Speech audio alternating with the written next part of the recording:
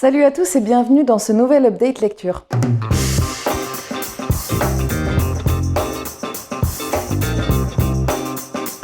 Aujourd'hui, je vais vous présenter les lectures que j'ai pu faire la semaine qui vient de passer et mes lectures en cours et les lectures que j'ai prévu de faire sur la semaine. Donc je commence tout de suite par les lectures que j'ai pu faire cette semaine. Je vais vous présenter en premier un petit manga, Glouton et Dragon chez Casterman de Ryoko Kui. Donc c'est un livre que j'ai pris à la bibliothèque pour le challenge, non pas lecteur de l'extrême, le printemps des livres que nous avons organisé avec Camille des idées Nims. Moi je l'ai fait rentrer dans la catégorie avec un animal pas mystique mais un animal extraordinaire quoi. Je n'ai plus le mysticisme de l'animal sans nom, c'est ça je crois, il me semble bien. La catégorie, bref. De toute façon, je vous ferai une vidéo récap sur le printemps des livres. On va suivre ici une bande d'aventuriers qui est composée de...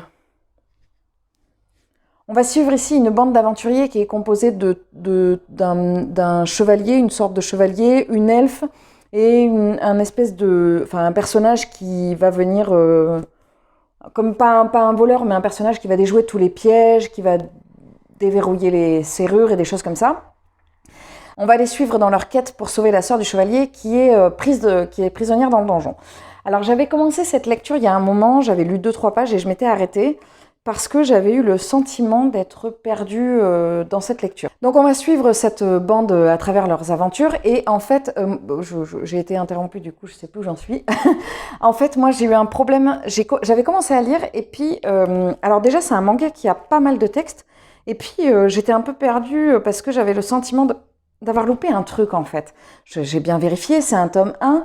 J'ai pas vérifié sur internet, mais je pense qu'il doit y avoir des tomes précédents. Ou alors c'est construit d'une manière qui fait qu'on a la sensation qu'il y a des tomes précédents. Mais je pense qu'il y en a. Et donc du coup j'avais laissé tomber. Et puis je me suis posée et j'ai repris depuis le début et j'ai recommencé. Et là c'était juste délicieux, c'était exquis, c'était extrêmement drôle. On va suivre ces personnages et ils vont rencontrer un nain très rapidement dans le donjon. Et en fait, ils vont venir chercher à déguster des monstres. Donc en fait, Glouton et Dragon, c'est comment cuisiner différents monstres. Donc ils vont cuisiner de la mandragore, du basilic, du scorpion, des plantes. Il y a aussi un champignon dedans. Est-ce qu'on le voit? C'est pas là. De l'armure d'ailleurs. Du champignon et de la chauve-souris. Et en fait, c'est tourné vraiment... Enfin, il y a plein de blagues, enfin je sais pas comment le décrire, je sais pas si je vais réussir à trouver les mots, mais c'est vraiment hyper fin et au final on se retrouve presque à suivre un livre de recettes de cuisine sur comment cuisiner les monstres et c'est très bien tourné en fait.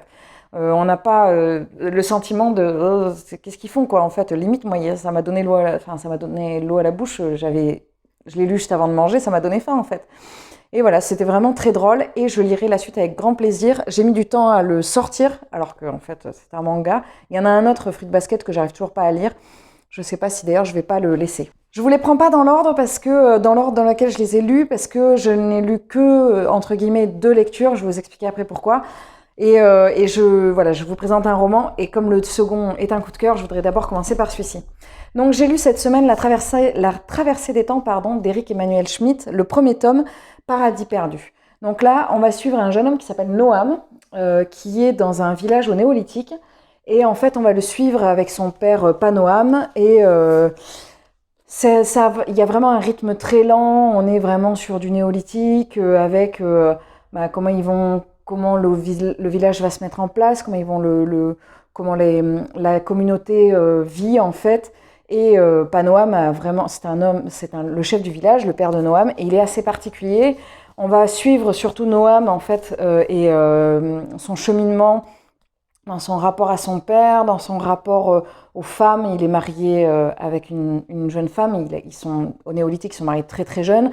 On voit la mortalité des enfants, mais on voit aussi le fait que ils pensent, ils sont construits. Évidemment, on sait aujourd'hui qu'au néolithique, c'était pas des hommes des cavernes.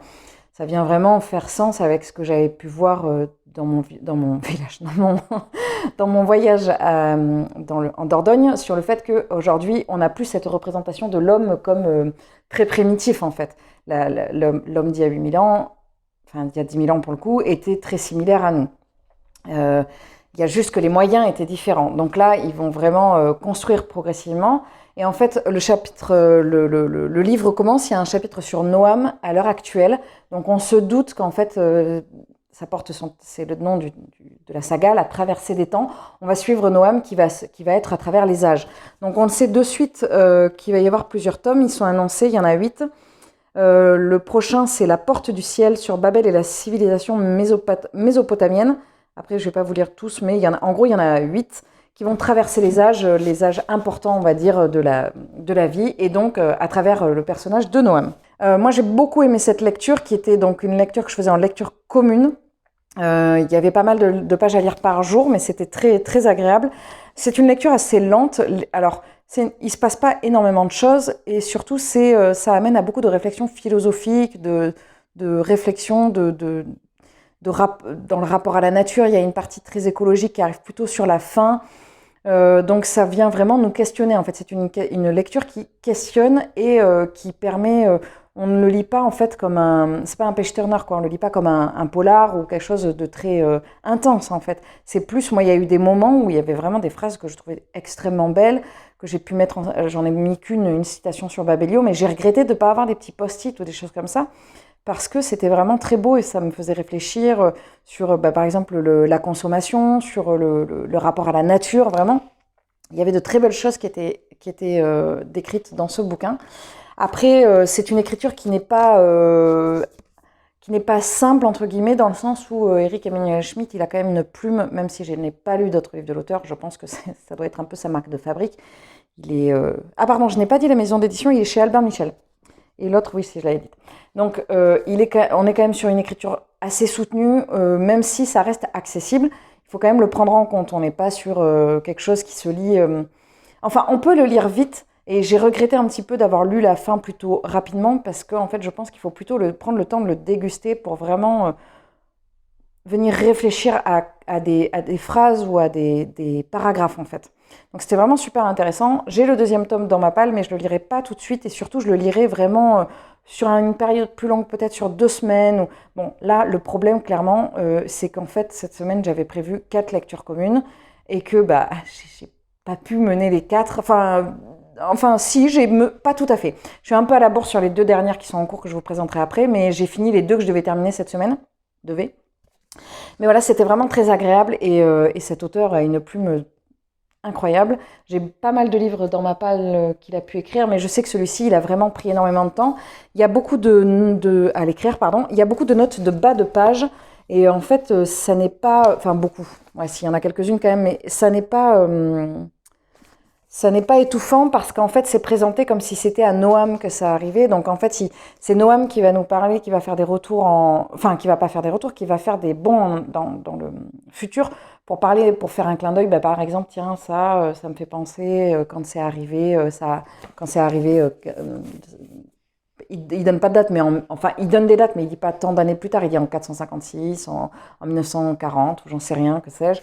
Donc voilà, c'était vraiment très, très, très riche. Je suis curieuse de voir comment va être développé le tome suivant et à quoi il va nous amener. Je pense qu'il y a une grosse réflexion sur notre mode de vie, sur cette traversée des temps, en fait, qui va venir vraiment nous questionner sur notre consommation, notre rapport à la nature, notre rapport à la vie, notre rapport aux autres. C'est un ouvrage, pas une saga, j'ai envie de dire c'est plus qu'une saga en fait, c'est une sorte de mini encyclopédie. Alors oui, j'ai trouvé qu'il y avait beaucoup de similitudes avec le reportage L'Odyssée de l'espèce, même si ce reportage a aujourd'hui pas mal vieilli. Il y avait un petit peu ce côté, pour pouvoir nous parler dans l'Odyssée de l'espèce, on nomme les personnes qui ont décidé, les journalistes. Oui, les scénaristes qui ont décidé d'écrire l'Odyssée de l'espèce ont décidé de nommer les personnages. Alors là, ça remonte bien plus loin parce que ça remonte à l'origine de l'homme. Et donc de les nommer et de nous faire des petits bouts d'histoire. Et en fait, c'est ce qui fait que, je trouve, on se sent beaucoup plus proche de ce qui peut arriver aux personnages et aux êtres vivants dans l'Odyssée de l'espèce. Et là, c'est à travers les yeux de Noam. Il y a eu ce côté un petit peu... on vient s'identifier en fait à Noam, même si on a 10 000 ans d'écart. Et j'ai trouvé aussi, ils le disent, que c'est que ça ressemble aussi à Sapiens. Et effectivement, il y a un petit côté vulgarisation qu'on trouvait dans Sapiens déjà, que j'avais énormément aimé. Et Alexandre Dumas. Alors ça, je peux pas dire, je ne crois pas que... Non, je n'ai pas lu d'Alexandre Dumas, d'ailleurs, il faudrait que je comble ce manque. J'espère avoir parlé correctement de ce bouquin parce qu'il n'est pas évident et il est quand même assez dense, donc j'en ai parlé déjà un peu longuement, mais en fait, on pourrait en parler pendant des heures et des heures, tellement c'est d'une densité incroyable. La deuxième lecture que j'ai terminée cette semaine, c'est un manoir en Cornouailles, Dave Chase, chez 10-18. Alors je vous annonce tout de suite que ce livre a été un coup de cœur. J'en ai même des frissons rien qu'en parlant et ça me donne même envie de pleurer. Je n'ai pas pleuré à la lecture de ce livre, mais j'ai eu très envie. Parce que il y a beaucoup d'émotions. Bref, je vous en parle un peu plus. On va suivre ici deux temporalités. Il va y avoir d'un côté, alors attendez que je me rappelle, il va y avoir Lorna et son fiancé John qui cherchent un manoir, qui cherchent un lieu pour se marier, pour faire la réception. Et Lorna tient absolument à visiter un dernier manoir parce qu'elle voudrait retrouver un manoir qu'elle a vu avec sa mère quand elle était enfant. Donc elle amène son futur époux dans plusieurs lieux et lui il en peut plus, il n'a pas envie d'aller visiter cet énième lieu et en plus il le sent pas, donc ils finissent par y aller sous la pluie, il y a un temps pas possible et ils arrivent au manoir des Lapins Noirs. Et la deuxième temporalité, on va suivre Amber, une jeune fille qui vit avec son père, sa mère et ses frères et sœurs, ses deux frères dont son frère jumeau et sa petite sœur. Et en fait, on sait très rapidement qu'il va y avoir un drame qui va se produire dans cette époque, en 1968. Et on va suivre un petit peu à travers les yeux d'Amber qu'est-ce qui va se passer. Il va y avoir plusieurs drames. Il va y avoir plusieurs rebondissements et qui vont venir teinter qui vont venir marquer le passé et qui donc vont être très marquants pour le futur. Donc moi je me suis doutée de certaines choses, je me suis pas doutée de tout. Donc du coup, mais c'est même pas le fait que j'ai trouvé ou pas ce qui allait se passer, c'est ce qui a été un coup de cœur. Déjà, j'ai énormément le personnage d'Amber, la jeune fille qu'on suit en 1968 et qui vit dans cette famille où il y a tellement d'amour, où c'est très fort avec cette mère si aimante et un petit peu farfelu, ce père, l'amour qui est décrit dans ce livre des parents, c'est magnifique. Et le lien d'une simplicité, en fait, ils viennent au manoir des Lapins Noirs, en Cornouailles, ils y vont pour les vacances à chaque fois, donc on les suit à chaque vacances, c'est très proche du drame et au drame. Et en fait, on va venir comprendre l'importance des liens. Alors, je galère un peu à vous en parler parce que en fait il y a beaucoup, je voudrais pas vous spoiler. C'est pas très grave si je le spoilais ce qui arrive parce que ça arrive assez vite, mais je voudrais pas le spoiler. Mais voilà, moi je trouve qu'il y a quelque chose dans l'atmosphère de ce bouquin, il y a quelque chose dans l'écriture d'F. Chase. D'ailleurs, je suis hyper contente parce que j'en ai un autre dans ma palle. Ça faisait partie des livres que j'ai eu à mon anniversaire et j'ai dans ma palle celui-ci, Les filles du manoir Foxcott. J'ai eu beaucoup de mal à le lâcher. Vraiment, à chaque fois. Alors, c'était un plaisir parce que j'avais plein de lectures communes et que le fait d'avoir plusieurs lectures communes faisait que je me retrouvais à devoir poser le livre pour en prendre un autre. Donc, je mettais un petit peu de temps à me remettre dans le nouveau livre, mais en même temps, je créais la frustration à chaque fois, ce qui faisait que j'avais envie d'aller chercher dans tel ou tel livre. Donc, c'était génial. Après, 4, c'est trop. Clairement, 4, c'est trop. Ok, je peux pousser à 3, mais 4 lectures communes, dont 4 pavés, je peux pas. Voilà. Et celui-ci, en fait, je pense que le prochain F. Chase que je vais lire, du coup, je le lirai sur des vacances et j'essaierai de me caler genre 2 jours et de le lire d'un coup. C'est un livre, je peux pas vous en dire plus parce que, comme je vous ai dit déjà 50 fois depuis le début de cette vidéo, je vous spoilerai, mais allez-y quoi. J'en ai pas lu beaucoup sur la double temporalité, mais là il y a plus que la double temporalité, il y a le fait qu'on s'attache tellement à ces personnages, même Lorna en fait. Alors en plus c'est bien dosé parce que moi j'avais très envie de lire quasiment que du passé. Et quand j'ai eu envie de lire ce qui se passait dans le présent, l'autrice, elle est arrivée dans le présent. C'était bien dosé, c'était pas moins tranché, par exemple, que La ferme du bout du monde de Sarah Vaughan, où là, on avait beaucoup plus passé, présent, passé, présent. Là, on est vraiment sur beaucoup de passé quand on a besoin du passé, quand on a envie de savoir ce qui se passe dans le passé, et quand il est nécessaire de comprendre l'impact sur le présent, on arrive au présent. Donc, c'était vraiment très bien dosé. L'écriture, elle est simple, entre guillemets, elle est très abordable. Il y a juste un truc qui m'a dérangé, c'est un échange de SMS à un moment donné, mais ça fait 3 lignes, et il y a des fautes d'orthographe, c'est écrit en phonétique, et je déteste l'écriture phonétique. Voilà, Je déteste ça et donc j'ai pas aimé ça. C'est le seul micro bémol que j'ai à mettre sur cette lecture que j'ai vraiment trouvé extraordinaire. La couverture est magnifique et c'est un vrai plaisir de lire ces bouquins chez 10-18. Le papier est bien épais, il est vraiment, il y a un super confort de lecture. Donc je ne peux que vous encourager à lire ce bouquin, Un manoir en Cornouailles.